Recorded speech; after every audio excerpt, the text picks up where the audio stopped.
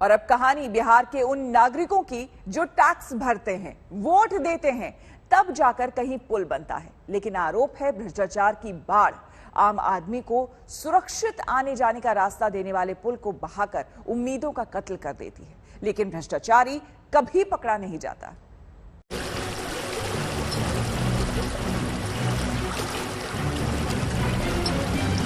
लोग पलायन 50% से ऊपर लोग गांव छोड़ के बाहर रह रहे हैं। पानी पीने का तकलीफ, खाने का तकलीफ, रहने का तकलीफ नहीं, कोई तो अभी नेता का कोई सहायता अभी हम लोग को मिला है। ये उस दरभंगा की कहानी है जिसके तमाम गांव पिछले 2 हफ्ते से पानी में डूबे हुए हैं, लेकिन सरकार के कान पर जू भी नहीं रेंग रही। यहाँ हालात इतने बदतर हो चुके हैं कि यहाँ जीना छोड़िए, मरना भी मुश्किल है। दरभंगा के कुशेश्वर स्थान में ये एक बुजुर्ग की शव यात्रा है, जिसे जैसे तैसे नाव से शमशान तक पहुंचाया गया।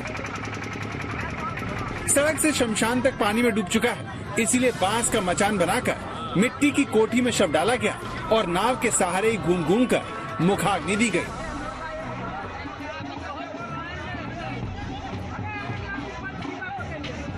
बिहार में जीना हो या फिर मरना, सबका इंतजाम जनता के सिर पर मर दिया गया है। जैसे वही पटना में बैठकर सरकार चला रही हो, लेकिन सरकार के दावों की तरह उसके बनाए पुल भी बाढ़ में दम तोड़ रहे हैं। तो यहाँ पर आपको हम जो तस्वीरें दिखा रहे हैं वो देखकर अंदाजा लगाया जा सकता है कि किस तरीके से बागमती में जो बाढ़ की स्थिति है उसके वजह से आप देखिए ये पुल है, ये पुल ढह गया है, ध्वस्त हो गया है। दरभंगा में बाढ़ से हालात इतने ज्यादा खराब हैं कि लोग अपना गांव घर छोड़कर पलायन करने को मजबूर हैं। ऐसे ही एक गांव नया टोला में जब आज तक संवाददाता रोहित सिंह पहुंचे तो बताया गया कि पिछले 2 हफ्ते से ये गांव इसी तरह से पानी में डूबा हुआ है, फिर भी सरकारी मदद यहाँ पहुँच नहीं पाई है। वास्ते नहीं है, पन्नी भी मिलता है, कुछ नहीं मिल रहा है। खाने को सरकार की तरफ से कुछ मिला है? कुछ नहीं, कुछ नहीं। एक बार कोई भी घूम के नहीं आता है। इसी महीने की शुरुआत में नीतीश कुमार बिहार के बाढ़ प्रभावित इलाकों का हवाई दौरा कर अपने कर्तव्य की इतिश्री कर चुके हैं, लेकिन आसमान से चींटी बराबर दिखने वाली आम आदमी की बड़ी मुश्किल सरकार को अब तक नहीं दिख पाई है। रोहित सिंह, दरभंगा, आज तक। और अब बात तालिबान के हमलों की, जिसने अफगानिस्तान को गृह युद्ध की स्थिति में फिर से ला खड़ा किया है। अफगानिस्तान के इस संकट को कवर करने के लिए आज तक भारत का इकलौता न्यूज चैनल है जो वहां मौजूद है। आज तक संवाददाता अशरफ वानी ने अपनी ताजा रिपोर्ट में तालिबान के एक कमांडर का इंटरव्यू भेजा है। देखिए हमारी ये रिपोर्ट।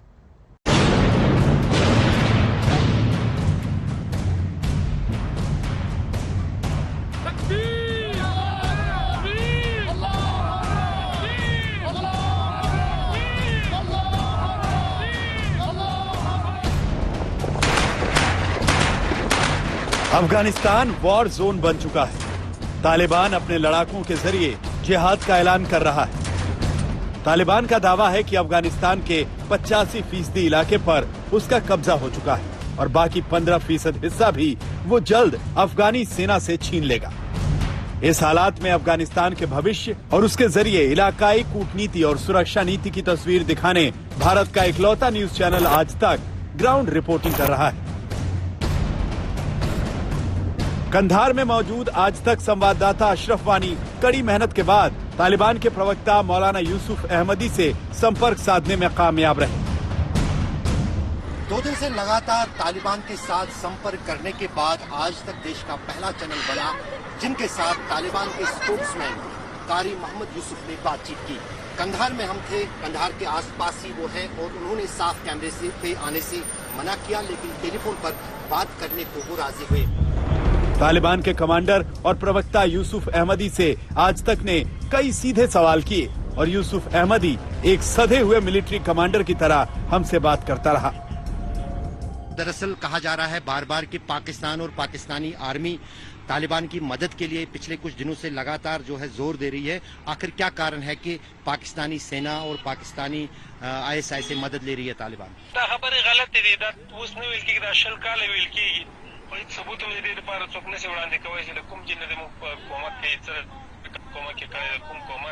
ये बोलता है ये बात गलत है। ये 20 साल से यही अफवाह है कि पाकिस्तान जो है ना तालिबान के साथ हेल्प कर रहा है। ये सारे झूठ है, सारे अफवाह है। हमारे साथ कोई भी हेल्प नहीं कर रहा।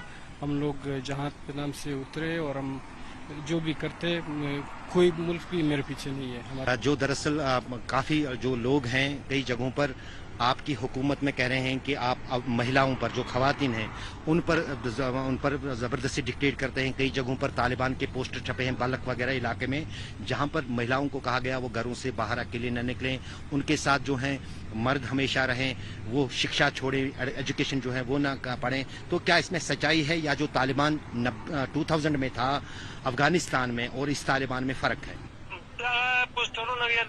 دا څه خبرې وروستیو کې دا ټول جعلي دي. زموږ له خوا د هیڅ چیرې نه دی ویل شوی. زموږ د اختر پیغام پرون خپور زموږ ژمنه کړې چې د ټولو اتباع او حقوق د ښځو سره دا به موږ تامینوو ورکوو به. دا زموږ رسمي بیانات راځي په دې مورد او دغه شیان موږ رد کړي دي چې جعلي پوسټرې جعلي بیانات څوک چیرې ووایي او دا وکړي او بیا ځینې متاسفانه رسنۍ بې له تحقیق هغه نشري. कारी साहब बोल रहे हैं कि ये सारे अफवाहात है, यहाँ पे जो पोस्टर लगे हुए या किसी ने बयान दिया हुआ है वो सारे गलत है। हमारे एड्रेस से ऐसा कोई चीज़ भी शेयर नहीं हुआ है। ये बोल रहे हैं कि हमारे आने से फीमेल्स राइट में भी बरतरी आ जाएगी, फीमेल्स के राइट बरकरार रहेंगे, किसी को भी किसी के साथ भी नाइंसाफ़ी नहीं होगी। ये सारे जो बातें हो रही है हमारे एड्रेस से नहीं हो रही है। जिस अंदाज से यहाँ पर इंडिया के टारगेट्स बन रहे हैं, यहाँ पर जो इंफ्रास्ट्रक्चर खड़ा किया गया है, चाहे डैम्स हो, चाहे फिर हॉस्पिटल हो या दूसरे बिल्डिंग्स हो या बड़े बड़े जो पिछले 20 साल के दौरान यहाँ पर स्ट्रक्चर्स बने हो, वो क्यों तालिबान उड़ा रहा है, उनको क्यों निशाना बना रहा है? جګړه د زموږ هېواد د امریکا او د ناټو ځواکونو د ناته څلوېښتو هېوادونو لخوا اشغال ده. په دې اشغال کې هر رقم خرابۍ پېښې شوې دي، په بمبارویو کې پېښ شوي دي. कारी साहब बोल रहे हैं कि यहाँ पे जो 20 साल से जगह खराब हुए, हॉस्पिटल्स खराब हुए, स्कूल खराब हुए, वो हमारी तरफ से नहीं हुए हैं। यहाँ पर जो लड़ाई के दौरान खामखा जगह खराब होते हैं, पर ये लड़ाई जो है ना अमेरिका और नाटो के दरमियान में लड़ाई थी। इस लड़ाई के दौरान ज़्यादा जगह ख़राब हुई, ये हम मानते हैं, पर हम लोगों ने ये नहीं किए। हमें सिर्फ वो जगह चाहिए जो वहाँ पे पुलिस रहते हैं, वहाँ पे अमेरिकन रहते हैं, हम वो जगह उड़ाएंगे। वो जगह हमें चाहिए कि उसे ख़राब करना है, हमारी पॉलिसी है ये। स्कूल्स, हॉस्पिटल्स, ये जगह हमें नहीं चाहिए, ना हमने ख़राब किया है। इन जवाबों से लग सकता है कि 2021 का तालिबान अपने आप को 1996 से 2001 के तालिबान से अलग रीब्रांडिंग करने की कोशिश कर रहा है, जहां वो दुनिया की सरकारों से रूबरू हो सके। लेकिन तालिबान की सच्चाई उसके कमांडर की जुबानी हमें मिल ही गई। विदेशी न्यूज एजेंसी के भारतीय पत्रकार दानिश सिद्दीकी की हत्या पर तालिबान की दलील गले उतरने वाली नहीं। कारी साहब से आप ये पूछे कि दरअसल कुछ दिन पहले जो है कंधार के पास एक हिंद का जो है जर्नलिस्ट मारा गया, आखिर तालिबान की गोली से वो क्यों मरा? نو یو خبره خدا د هغه زموږ په تاسو کې نه د وزل شوی، جګړه کې وزل شوی د معلوم نه وزل شوی ځکه د جګړې منځ ته تللی و. او بله دا چې خبریالان باید زموږ سره په هماهنګۍ کې لاړ شي، زموږ خبر کړي، موږ زمینه ورته مساعده کو بیا لاړ شي. او که خبریال په خپله دی ये कारी साहब बोल रहे कि वो जर्नलिस्ट जो था उसको जब वहाँ पर जाना था तो हमारे साथ उसे कांटेक्ट करना चाहिए था। और फिर दूसरी बात ये कि वो पुलिस के साथ था, वहाँ पर लड़ाई थी और वो एरिया जो था वो पुलिस के हाथ में था। तो जर्नलिस्ट को चाहिए कि यहाँ पर नहीं जाए, जब जाना भी हो तो हमें कांटेक्ट कर ले। हमें पता नहीं है कि अभी जर्नलिस्ट है या वो पुलिस है। आज तक ने दानिश सिद्दीकी की हत्या के सिलसिले में जब अफगानी सेना के एक कमांडर से बात की थी तो उन्होंने तालिबान की क्रूरता की बानगी सामने रखी थी। बोदाकुलसवालिया डिस्ट्रिक्ट है अफगान कंधार के, तो वो वहाँ पे ये न्यूज जारी कर रहा था, तो लड़ाई झगड़ा शुरू हो गई। तालिबान ने अपना बैरक दरवाजे पे लगाया, तो वो इंडियन जर्नलिस्ट जो था वो वही हादसे में दानिश सिद्दीक उसी वक्त वहाँ पे मौजूद था, अपना ये न्यूज वीडियो कर रहा था। तो तालिबान की तरफ से वो एक दफा गोली पे लगाए, फिर उसके सर पे टांग चढ़वाए, गाड़ी टांग उसके सर पे गाड़ी चढ़वाई है। तो उसी वक्त जब वो शहीद हुआ तो उन लोगों ने देखा ये इंडियन है, इंडियन यूजर है, तो उससे एक मरा हुआ था, शहीद हुआ था, लेकिन फिर भी उसके सर पे गाड़ी चढ़वाई। तालिबान मध्य युगीन सोच पर चलने वाला एक ऐसा कट्टरपंथी संगठन है जिससे किसी संवेदनशीलता की उम्मीद बेमानी होगी। अमेरिका तो अफगानिस्तान से अपनी सेना निकाल चुका है, लेकिन अब क्षेत्रीय स्थिरता के गंभीर खतरे के बीच भारत की जिम्मेदारी बढ़ गई है। अब रूस ने मार्च महीने के अपने रवैये से उलट अफगानिस्तान में भारत की भूमिका को खुलकर स्वीकारा है। अफगानिस्तान संकट गहराने के बाद से भारत भी बेहद सक्रिय है। अफगानिस्तान की शांति और एक लोकतांत्रिक सरकार भारत के हित में है। 1999 के कंधार कांड का सबक भारत के सामने है। हम इस वक्त कंधार हवाई अड्डे पर है और ये वही हवाई अड्डा है जिस पर दिसंबर 1999 में सबसे बड़ा दुनिया का विमानन हुआ था। नेपाल से जो एयर इंडिया की फ्लाइट थी वो इसी हवाई अड्डे पर कंधार में लाई गई थी और उसके बाद जो है कई दिनों तक जो गतिरोध है वो हाईजैकर्स के साथ बना रहा और तब यहाँ पर तालिबान की सरकार थी। मुल्ला उमर ने खुली छोटी अपहरणकर्ताओं को उनकी उसके बाद जो डील हुई उसमें देश का प्रमुख मौलाना मसूद अजहर, मुश्ताक जरगर और एक जो है जहाज उसको उसके बदले जो है उन सभी विमान में सवार यात्रियों को चुराया गया। अभी भी करीब 30 साल गुजर चुके हैं उस मामले को, लेकिन इन 23 सालों के दौरान उस हाईजैकिंग पूरी दुनिया में एविएशन ट्रांसपोर्ट बदल गया। तारिकों के साथ अशरफ आली, कंधार एयरपोर्ट। कृषि कानून के खिलाफ आज से किसान जंतर मंतर पर प्रदर्शन करेंगे। आपको बता दें कि दिल्ली पुलिस से बातचीत के बाद उन्हें जंतर मंतर पर प्रदर्शन की इजाजत मिल गई है। वहां किसान संसद बनाकर प्रदर्शन की तैयारी कर रहे हैं और आज से इसकी शुरुआत है। सुबह 11 बजे से शाम 5 बजे तक किसान यहां पर अपना संसद लगाएंगे। आपको हम बता दें कि लगातार जंतर मंतर पर 200 किसान ही हो सकेंगे शामिल। देखिए, जो नियम बनाए गए हैं उसके मुताबिक कोरोना के मद्देनजर पहले तो इजाजत नहीं मिली थी, लेकिन अब इजाजत मिल गई है। सिंघू बॉर्डर से सुबह 10 बजे किसान रवाना होंगे और 200 किसान से ज्यादा यहां नहीं आ सकते।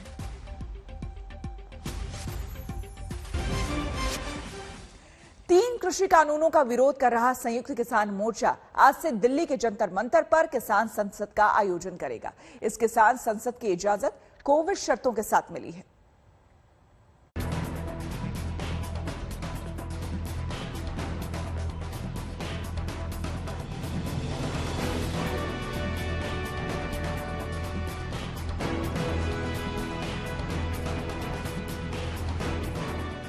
किसानों के मुद्दे पर सरकार से दो हाथ का नया राउंड शुरू हो रहा है। संयुक्त किसान मोर्चा और किसान मजदूर संघर्ष समिति आज से संसद सत्र चलने तक दिल्ली के जंतर मंतर पर प्रदर्शन करने जा रही है। इस कवायद का नाम प्रदर्शनकारी संगठनों की ओर से रखा गया है, किसान संसद। डीडीएमए से मिली इजाजत के मुताबिक अधिकतम 200 की संख्या में दिल्ली के सिंघू बॉर्डर से जंतर मंतर आकर प्रदर्शनकारी अपनी किसान संसद चलाएंगे। आज से 9 अगस्त तक सुबह 11 बजे से शाम 5 बजे तक किसानों का मोर्चा जंतर मंतर पर डटा रहेगा। सिंघू बॉर्डर पर इकट्ठा होकर किसान एक साथ लगभग 5 बसों में भरकर जंतर मंतर की तरफ सुबह 10 बजे रवाना होंगे। सिंघू बॉर्डर के अलावा किसी और बॉर्डर से किसानों का कोई भी जत्था जंतर मंतर की ओर नहीं जाएगा। इस प्रदर्शन में शामिल लगभग 40 संगठनों के 5-5 किसान अपने प्रदर्शन में हर रोज शामिल होंगे और उन्हीं 5 किसानों में से एक को मॉनिटर बनाया जाएगा और किसी भी गड़बड़ी की परिस्थिति में उसे जिम्मेदारी लेनी पड़ेगी। 200 लोग जाएंगे, उनको आइडेंटिफाई करके हम लेके जाएंगे। पिछला जो एपिसोड था, जिस ट्रैप में हम फंसे थे, उस ट्रैप को अवॉइड करने के लिए कोई गलत तत्व हमारे मोर्चे में शामिल ना हो। एक तो नंबर ऑफ फार्मर्स को हमने सीमित रखा और आइडेंटिफाई करके हर संगठन का एक कोटा तय कर दिया। उस कोटे के हिसाब से सूची मंगा ली गई है। संयुक्त किसान मोर्चा जंतर मंतर पर किसान संसद का आयोजन करेगा, लेकिन भारतीय किसान यूनियन के नेता राकेश टिकैत संसद घेराव का इरादा रख रहे हैं। परमिशन नहीं मिलेगी तो जाएंगे, जहाँ उनको रोकना होगा वो रोक लेंगे। हम कोई वैसे थोड़ा जा रहे कि चोरी छुपे जा रहे, क्यों जा रहे। भाई ऐसा भी नियम कर रहे कि 20-20 आदमी को 10-10 आदमी को गाड़ी भेज कर जा रहे हैं, आप वहां पर चले जाओ, तो उस तरह का भी हमारा वो नहीं है। हम जो जा रहे बता कर जा रहे, और लोकतांत्रिक देश में इससे सरलता से आंदोलन करने का कौन सा तरीका है, वो तरीका बता दो। पुलिस किसी भी तरीके से नहीं परमिशन देती है, तब भी आप जाएंगे? और क्या करेंगे, फिर भी नहीं जानेंगे। पुलिस अगर परमिशन नहीं देंगे तो जाएंगे, तो उनको गिरफ्तार करना, गिरफ्तार कर लो, यही तो होता है। 3 कृषि कानूनों के खिलाफ सरकार और किसान संगठनों के बीच पिछले साल नवंबर से तनातनी चल रही है। एक बार फिर से किसान संगठनों के तेवर के मद्देनजर अमेरिका ने अपने नागरिकों को सुरक्षा अलर्ट जारी कर संवेदनशील इलाकों में जाने से बचने को कहा है। किसान संगठनों के 26 जनवरी के ट्रैक्टर मार्च में दिल्ली में हुए उपद्रव के बाद सतर्कता बढ़ी है। दिल्ली से कुमार कुणाल के साथ आज तक ब्यूरो। और बीकेयू नेता राकेश टिकैत क्या कह रहे हैं, सुनिए। धरना चल रहा, शांतिपूर्ण तरीके से चल रहा। महात्मा गांधी और टिकैत साहब के अनुयायी हैं सब लोग, और शांति से अपनी बात सरकार को रखना चाहते हैं। जंतर मंतर में भी कुछ पंचायत मीटिंग, हाँ पंचायत होगी जंतर मंतर पे, उसको उस पंचायत को किसान संसद का नाम दिया गया है। सर कितने बजे आप लोग पहुंचेंगे वहाँ? अभी पहुंच जाएंगे 10 बजे से, 10, साढ़े 10, 11 बजे से शुरू होगी और 5 बजे जाएगा। अभी आज 5 जाएंगे। हाँ 5 जाएंगे। और सर और आखिरी सवाल सर, ये जो व्हिप जो अभी पार्लियामेंट में चल रहा है, तो उसके बारे में आप क्या बोलना चाहेंगे? वो तो जनता ने व्हिप जारी करा कि जो भी विपक्ष के सांसद हैं वो पार्लियामेंट छोड़ के बाहर नहीं आएंगे। अपनी बात उनको जनता ने जिस काम के लिए उनको भेजा है, अपना पक्ष वहां पर मजबूती से रखोगे, बाहर नहीं आओगे छोड़ के, हताश होकर डर के ना, वहीं रहो अपनी बात को। तो सर आप जंतर मंतर आप लोग पूरा पार्लियामेंट सेशन तक रहेंगे? हाँ पूरा पार्लियामेंट सेशन तक रहेंगे। धन्यवाद। चलो करता हूँ। और आपको बता दें कि कल अखिलेश यादव ने मिशन यूपी के लिए अपने अभियान का आगाज कर दिया है। वो रथ यात्रा करते हुए लखनऊ से उन्नाव पहुंचे। इस दौरान उन्होंने बीजेपी पर कई गंभीर आरोप लगाए और यूपी सरकार पर निशाना साधा। आज तक संवाददाता समर श्रीवास्तव ने उनसे खास बातचीत की। चुनाव का दौरा आपका है, क्यों अहम है ये दौरा आपके लिए? ये कार्यक्रम पहले से तय था और हमारी पार्टी के सभी नेता कार्यकर्ताओं ने तय किया कि यहाँ पर एक पुण्यतिथि के आयोजन में माल्यार्पण करने का कार्यक्रम प्रशासन से परमिशन लेकर के किया है, और लगातार इसी तरह के कार्यक्रम समाजवादी पार्टी के चलते रहेंगे। भीड़ जो है वो देखते बन रही है, जितनी बस आगे बढ़ती जा रही है उतने लोग पीछे आते जा रहे हैं। आप जब उतरे तब भी जमावड़ा था, काफी टाइम से विपक्ष सवाल उठा रहा था कि अखिलेश यादव ग्राउंड पर कब आएंगे, और आज आप काफी दिनों बाद मलियाबाद में भी आए थे, पर आज जिस तरह से आप डिस्ट्रिक्ट छोड़कर आए हैं, क्या मैसेज देना चाह रहे हैं विपक्षों को? समाजवादी पार्टी ने जब कोरोना की दूसरी वेव आने से पहले लगातार 100 विधानसभाओं से ज्यादा की पार्टी के जिम्मेदार कार्यकर्ताओं की बैठक की थी, और उस समय समाजवादी पार्टी ने हर जिले में जाकर के प्रतिशत शिविर चलाए थे। तो ये कई बार लोग भूल जाते हैं कि प्रतिशत शिविर हुए थे यहाँ पर। लगातार उस कार्यक्रम को चलाना था, क्योंकि कोरोना की सेकंड वेव आ गई, जिसकी वजह से हम लोग कार्यक्रम नहीं कर पाए। आने वाले समय में कोविड प्रोटोकॉल्स को मानते हुए जो कार्यक्रम हो सकते हैं वो कार्यक्रम समाजवादी पार्टी करेगी। मनोहर जी एक बड़ा चेहरा थे निषादों में, भाजपा एक तरफ जो है निषाद बोर्ड की तरफ जा रही है, समाजवादी पार्टी आज आप यहाँ पर आए हैं, क्या लगता है निषाद किसके साथ है, बीजेपी या समाजवादी?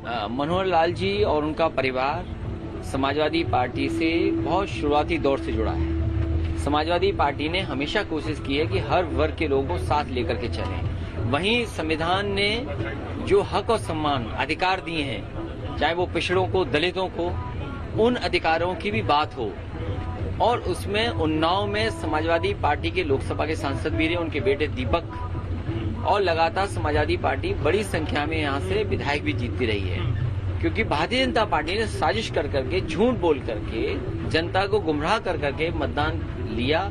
आज लोकसभा के सांसद, विधायक सब उनके हैं, लेकिन जिस तरीके से महंगाई बढ़ी है, जिस तरीके से बेरोजगारी बढ़ी है, जिस तरीके से उन्होंने अपने किए हुए वादे भुलाने का काम किया है, जनता आज उनके खिलाफ खड़ी है। मायावती जी ब्राह्मणों के लिए जा रही हैं, अयोध्या से शुरुआत कर रही हैं, समाजवादी पार्टी कैसे दिखती है? बहुजन समाज पार्टी के बारे में मैं कुछ नहीं कहूंगा। महामारी में ऑक्सीजन की कमी से हुई मौत को लेकर केंद्र और राज्य सरकारों में जंग छिड़ गई है। आखिर क्या है ऑक्सीजन से हुई मौतों को छिपाने का सरकारी घोटाला? आइए देखते हैं। सड़कों पर ऑक्सीजन के लिए दौड़ते भागते लोगों की तस्वीरों ने पूरे देश को झकझोर दिया था, लेकिन केंद्र सरकार ने एक सवाल के जवाब में जो कहा उसने अब सबको हैरान कर दिया।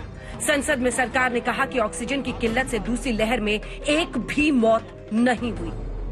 कांग्रेस नेता केसी वेणुगोपाल के सवाल के जवाब में राज्यसभा में स्वास्थ्य राज्य मंत्री डॉक्टर भारती प्रवीण पवार ने लिखित जवाब में कहा, स्वास्थ्य राज्यों का विषय है। सभी राज्यों और केंद्र शासित प्रदेशों को मौतों की रिपोर्टिंग की विस्तृत गाइडलाइंस केंद्रीय स्वास्थ्य मंत्रालय की ओर से जारी हुई है।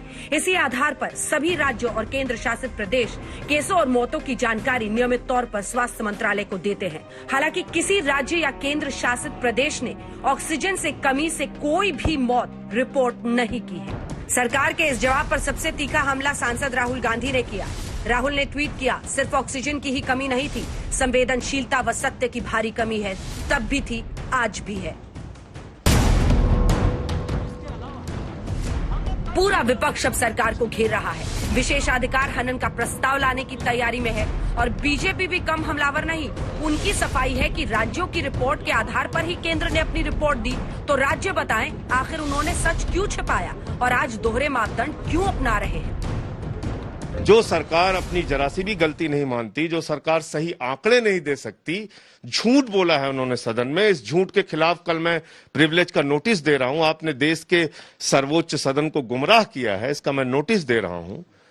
तो आप तैयारी क्या करेंगे? अगली जो तीसरी लहर आने की जो आशंका है उसमें क्या करेंगे आप? अगर केंद्र की सरकार टीम भेज दे कि दिल्ली सरकार के पास जाइए और वहां से आंकड़े लेकर आइए, अगर आप टीम भेज दें बंगाल में कि जाइए वहां से आंकड़े लेके आइए क्योंकि ये तो सही आंकड़े नहीं दे रहे हैं, तो ये लोग सब कहेंगे अच्छा ये तो लोकतंत्र की हत्या कर रहे हैं। एक अच्छी सरकार, साफ सुथरी पारदर्शी सरकार होती है जो अपनी गलतियों को स्वीकारे। नहीं था ऑक्सीजन हमारे पास, स्वीकारिए, लेकिन ये जो डिनाई कर रहे हैं ना आप, ये आंकड़े के प्रबंधन से कोरोना प्रबंधन नहीं होगा। आपकी आंखों का पर्दा आपको हटाना होगा।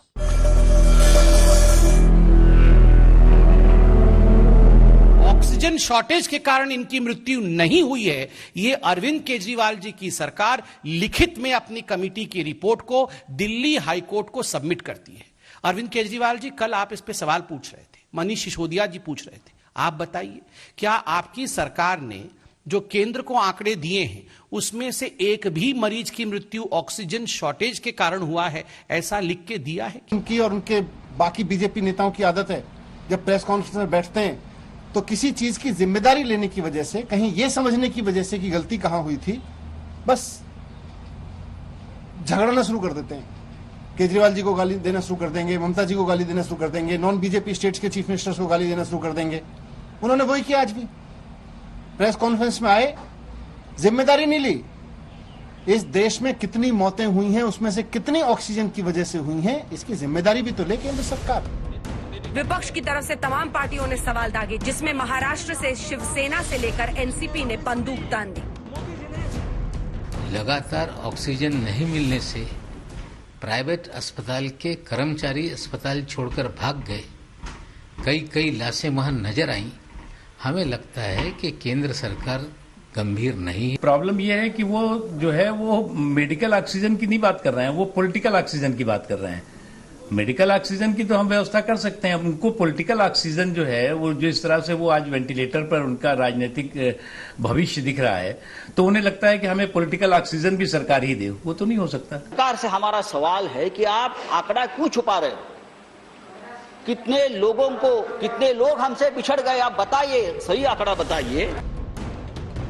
ऑक्सीजन संकट से मौत पर पल्ला झाड़ने की सियासी होड़ मची हुई है। मिलन शर्मा, जितेंद्र बहादुर सिंह, पंकज जैन और आशुतोष मिश्रा के साथ आज तक ब्यूरो। और बड़ी खबर इस वक्त की आपको हम बता दें, आज दोनों ही सदनों में, राज्यसभा और लोकसभा में, एक बार फिर ऑक्सीजन किल्लत को लेकर के हंगामा होने के आसार हैं। आपको बता दें, ऑक्सीजन संकट पर आज फिर से हंगामे के आसार है। संसद के दोनों सदनों में हंगामा हो सकता है क्योंकि कांग्रेस आप ने विशेषाधिकार हनन का नोटिस दिया है। इसके मद्देनजर आपको हम बता दें, क्योंकि जिस तरह से केंद्र सरकार की तरफ से जवाब आया था और यह कहा गया था कि राज्य सरकारों की तरफ से एक भी ऑक्सीजन की वजह से रिपोर्ट दर्ज नहीं की गई है मौत को लेकर के, जिसके बाद बवाल मच गया और इसके बाद दोनों ही सदनों में आज एक बार फिर हंगामे के आसार है। आप और कांग्रेस का विशेषाधिकार हनन का नोटिस है।